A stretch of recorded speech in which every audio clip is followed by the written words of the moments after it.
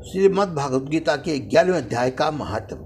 श्री महादेव जी कहते हैं, प्रिय, गीता के वर्णन से संबंध रखने वाली कथा एवं विश्वरूप अध्याय के पावन महात्म को स्मरण करो। विशाल नेत्र वाली पार्वती, इस अध्याय के महात्म का पूरा वर्णन नहीं किया जा सकता।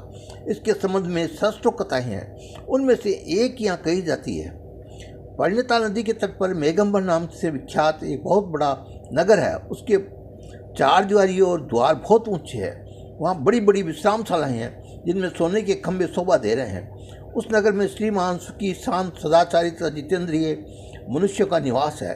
वहाँ हाथ में सारंग नामक धनुष धारण करने वाले जगदीश्वर भगवान विष्णु विराजमान है।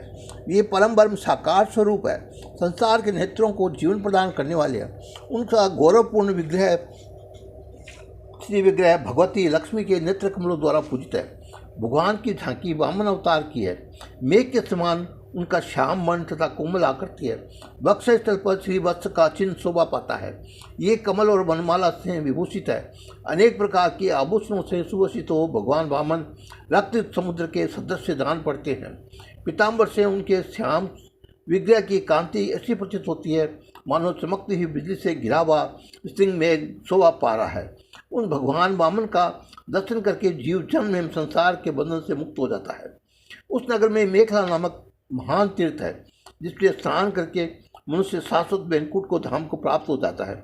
वहाँ जगत के स्वार्थ करना सागर भगवान नरसिंह का दर्शन करने से मनुष्य 7 जन्मों के लिए घोर पाप से छुटकारा पा जाता है। जो मनुष्य मेखला में गणेश जी का दर्शन करता है वह सदा दुस्तर विघ्नों के भी पार हो जाता है। उसी मेघंबर नामक में नगर में कोई श्रेष्ठ ब्राह्मण थे, जो ब्राह्मणाचार्य, ममता और अहंकार से रहित, वेद शास्त्रों में प्रवीण, जितेंद्रियता, भगवान वासुदेव के शरणागत थे। उनका नाम सुनंद था। प्रिय, वे सारंग धनुष धारण करने वाले भगवान विष्णु के पास गीता के 11वें अध्याय का विश्वरूप दर्शन योग नाम का पाठ किया करते थे। उस अध्याय के प्रभाव से उन्हें ब्रह्म ज्ञान प्राप्ति हो गई। परमानंद संधोह से पूर्ण उत्तम ज्ञानमयी समाधि द्वारा इंद्रियों के अंतर्मुख हो जाने के कारण वे निश्चित स्थिति को प्राप्त हो गए थे और सदा जीवन मुक्त योगी की स्थिति में रहते थे।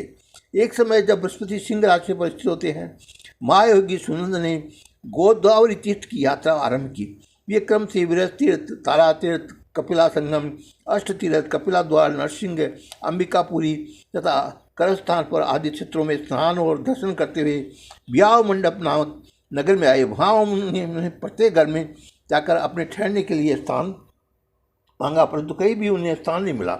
अंत में गांव के मुखिया ने उन्हें एक बहुत बड़ी धर्मशाला दिखा दी। ब्राह्मण ने हाथियों से तो उसमें भीतर जाकर रात में निवास किया। सवेरा होने पर उन्होंने अपने को तो धर्मशाला के बाहर पाया, किंतु उनके और साथी उन्हें नहीं दिखाई दिए। ये उन्हें खोजने के लिए चले। इतने में ग्रामपाल मुखिया ने उनकी भेंट होगी। ग्रामपाल ने कहा, मुनिश्रेष्ठ, तुम सब प्रकार से दीर्घायु जान पड़ते हो। सौभाग्यशालीता पुण्यवान पुरुषों में तुम सबसे पवित्र हो।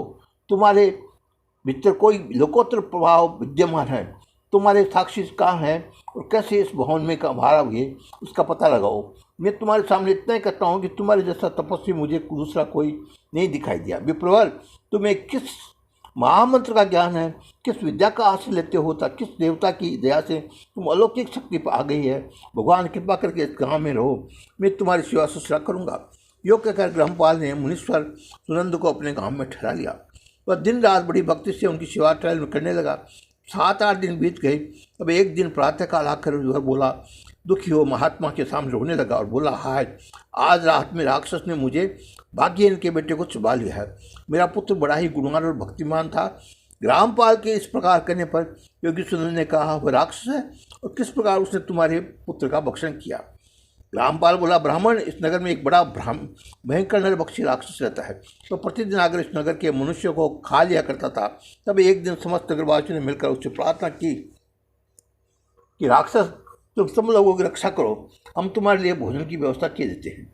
यहाँ बाहर से जो भी पथिक रात में आकर नींद लेने लगे उनको खा जाओ। इस प्रकार नागरिक मनुष्यों के गांव के मुखिया द्वारा धर्मशाला में भेजे हुए पथिकों को ही राक्षस का आहार निश्चित किया। अपने प्राणों की रक्षा के लिए उन्हें ऐसा करना पड़ा। तुम भी अन्य सहायगिरों के साथ इस घर में आकर सोए थे, किंतु राक्षस के उन सबको तो खा लिया, लेकिन तुम्हें छोड़ दिया। जो तुम में ऐसा क्या प्रभाव है, इस बात को तुम जानते हो? इस समय मेरे पुत्र का एक मित्र आया, किंतु मैं उसे पहचान न सका। वह मेरे पुत्र को बहुत ही प्रिय था, किंतु अन्य राहगीरों के साथ उसे मैंने उसी धर्मशाला में भेज दिया। मेरे पुत्र ने जब सुना कि मेरा मित्र भी उसमें प्रवेश कर गया, तब वह वहाँ से आने के लिए गया, परंतु राक्षस ने उसे भी खा लिया। आज सुबह मैंने बहुत दुखी होकर उस पिशाच से पूछा, वो दुष्ट आत्मा, तुमने रात में मेरे पुत्र को भी खा लिया? तुम्हारे पेट में पड़ा हुआ मेरा पुत्र जिससे जीवित हो, उसके ऐसा कोई उपाय यदि हो तो बता। राक्षस ने कहा, ग्रामपाल, धर्मशाला के भीतर गुस्से हुए तुम्हारे पुत्र के न जानने के कारण मैंने भक्षण किया है। अन्य पथिकों के साथ तुम्हारा पुत्र भी अनजान में ही मेरा ग्रास बन गया। वह मेरे उद्यम में जिस प्रकार जीवित और रक्षित रह सकता है, वह उपाय स्वयं विधाता ने ही कर दिया है। जो ब्राह्मण सदा गीता के 11वें अध्याय का पाठ करता हो, उसके प्रभाव से मेरी मुक्ति होगी और मरे हुए को पुनः जीवन प्राप्त होगा। यहाँ कोई ब्राह्मण रहते हैं जिनको मैंने एक दिन धर्मशाला से बाहर कर दिया था। वे निरंतर गीता के 11वें अध्याय का जप किया करते हैं। इस अध्याय से मंत्र से 7 बार अभिमंत्रित करके यदि मेरे ऊपर जल का छिटा दे तो मैं निस्संदेह साफ से उद्धार हो जाएगा। इस प्रकार उस राक्षस का संदेश पाकर मैं तुरंत निकट आया। ग्रामपाल, जो रात में सोए हुए मनुष्यों को खाता है, वह प्राणी किसी पाप से राक्षस हुआ था। ब्राह्मण पहले इस गांव में कोई किसान ब्राह्मण रहता था। एक दिन वह अगहनी के खेत में गहरी रक्षा करने में लगा था। वहाँ से थोड़ी दूर पर एक बहुत बड़ा गिद्ध किसी राही को मारकर खा रहा था। उस समय एक तपस्वी कहीं से आ निकले तो उसी राही को बचाने के लिए दूर से ही दिया दिखाते आ रहे थे। गिद्ध उस राही को खाकर आकाश में उड़ गया तो तपस्वी ने कुपित होकर उस गिद्ध को कहा, ओ दुष्ट हलवाले, तुझे धिक्कार है, तू बड़ा ही कठोर और निर्दयी है। दूसरे की रक्षा से मुँह मोड़ कर केवल पेट पालने में धंधा लगा है। तेरा जीवन नष्ट प्राय है। अरे जो चोर, दाढ़ वाले जीव, सर्प, शत्रु, अग्नि, विष, जल, गीध, राक्षस, भूत तथा बेताल आदि के द्वारा घायल मनुष्य की शक्ति होते हुए भी उपेक्षा करता है, वह उसके बद का फल पाता है। जो शक्तिशाली होकर भी चोर आदि के चंगुल में फंसे हुए ब्राह्मण को छुड़ाने की चेष्टा नहीं करता, वह घोर नरक में पड़ता है, पुनः भेड़िए की योनि में जन्म लेता है। जो वन में मारे जाते हैं तग्रद और व्याघ्र की दृष्टि में पड़े हुए जीव की रक्षा के लिए छोड़ो छोड़ो की पुकार करता है, वह परम गति को प्राप्त होता है। जो मनुष्य गौओं की रक्षा के लिए व्याघ्र, भील तथा दुष्ट राजाओं के हाथ से मारे जाते हैं, ये भगवान विष्णु के उस परम पद को प्राप्त हो जाते हैं। योगियों के लिए दुर्बल भी है। शस्त्र, अश्वमेघ और 100 अश्वमेघ एक ही मिलकर भी शरणागत रक्षा की 16वीं कला के बराबर भी नहीं है। दीन तथा भयभीत जीव की रक्षा करने से पुण्यवान पुरुष भी समय आने पर कुंभिपाक नरक में पकाया जाता है। तूने दुष्ट गिद्ध के द्वारा खाए जाते हुए राय को देख उसे बचाने में समर्थ होते हुए भी उसकी रक्षा नहीं की, इससे तू निर्दयी जान पड़ता है, तो तू राक्षस हो जा। महात्मा में ये उपस्थित अवश्य था, किंतु मेरे नेत्र बहुत देर से खेत की रक्षा में लगे थे। चाहे पास होने पर भी गिद्ध के द्वारा मारे जाते हुए इस मनुष्य को मैं नहीं जान सका, अतः मुझ दिन पर आपको निग्रह करना चाहिए। तपस्वी ब्राह्मण ने कहा, जो प्रतिदिन गीता के 11वें अध्याय का जप करता है, उस मनुष्य के द्वारा अभिमंत्रित जल जब तुम्हारे मस्तक पर पड़ेगा, उस समय तुम्हें सांप से छुटकारा मिल जाएगा। ये कहकर तपस्वी ब्राह्मण चले गए और वह हलवाला राक्षस हो गया। अतः द्विश्रेष्ठ, तुम चलो और 11वें अध्याय के जल को अभिमंत्रित करके अपने हाथ से उस राक्षस के मस्तक पर छिड़क दो। रामपाल की सारी प्रथा सुनकर ब्राह्मण का हृदय करुणा से भर गया। ये बहुत अच्छा कहकर उसके साथ राक्षस के निकट गए। ये ब्राह्मण योगी थे। उन्होंने विश्वरूप दर्शन नामक 11वें अध्याय का जल अभिमंत्रित करके उस राक्षस के मस्तक पर डाला। गीता के 11वें अध्याय के प्रभाव से वो सांप से मुक्त हो गया। उसने राक्षस देह का परित्याग करके चतुर्भुज रूप धारण कर लिया था। उसने जिन शस्त्रों पथिकों का भाषण किया था, वे सब संघ, चक्र और गदा धारण किए हुए चतुर्भुज रूप हो गए। तत्पश्चात इस विमान पर आरूढ़ होकर इतने में ही रामपाल ने राक्षस से कहा, निशाचर, मेरा पुत्र कौन है, उसे दिखाओ।